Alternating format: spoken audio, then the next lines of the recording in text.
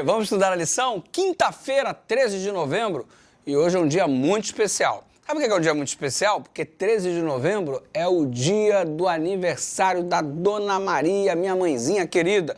Beijo, mamãe, no seu coração. Obrigado por você existir, por ser essa bênção na minha vida. Feliz aniversário e uma eternidade é o que o Senhor deseja dar para você.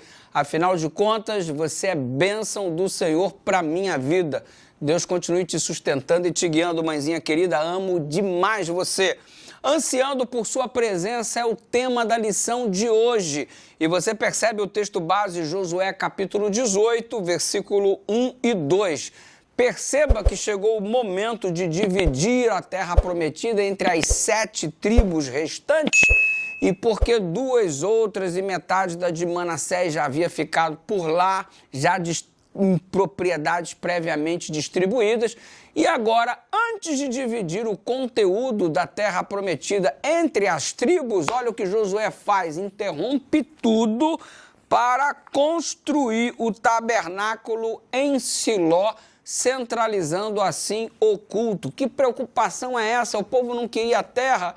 Por que está preocupado, Josué, em construir o tabernáculo? Porque vocês se lembram da promessa de Deus em Êxodo 25:8, e me farão um santuário para que eu habite no meio de vós?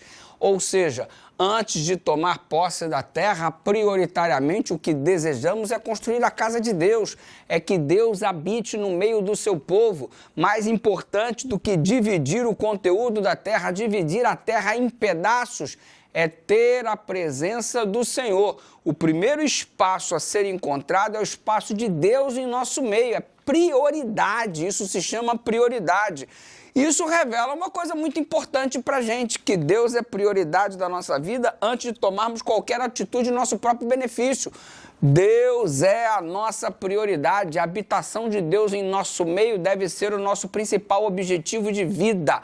Estar preocupado com tudo é algo necessário, mas estar preocupado em Deus ser o centro deve ser a nossa prioridade, é o que aprendemos através do exemplo praticado por Josué no capítulo 18, no versículo 1 e 2. Revela, então, com este ato que o tema central do livro trata-se da presença de Deus no meio de Israel, o que tornou possível a posse da terra prometida. Em outras palavras, não seria possível conquistar o que se conquistou sem a presença de Deus. Por isso, a presença de Deus deve ser considerada, obviamente, como prioridade. A adoração a Deus estava ganhando destaque com esta atitude. A adoração de Deus é a prioridade. A presença do santuário e, mais tarde, obviamente, do templo em Jerusalém, deveria ajudar o povo a reconhecer continuamente a presença de Deus entre eles e seu dever de cumprir a aliança. Percebe o papel do tabernáculo e, posteriormente, do santuário? Evidenciar a prioridade de termos a presença e a direção de Deus antes de qualquer outra coisa, inclusive a divisão da própria terra. E hoje, de igual forma, temos que ter o foco no santuário, como sendo então a nossa prioridade, mas obviamente não o santuário mais aqui da terra, estamos falando do santuário celestial. E assim como o povo, pela presença de Deus, venceu os gigantes da terra, e a presença de Deus era vislumbre a ser sentido através do santuário, olhando o santuário terrestre, focado de que Deus está agindo e trabalhando em nosso favor, nós também venceremos os gigantes do nosso dia a dia. Hoje também os nossos olhares precisam estar voltados para o santuário, a saber, o santuário celestial.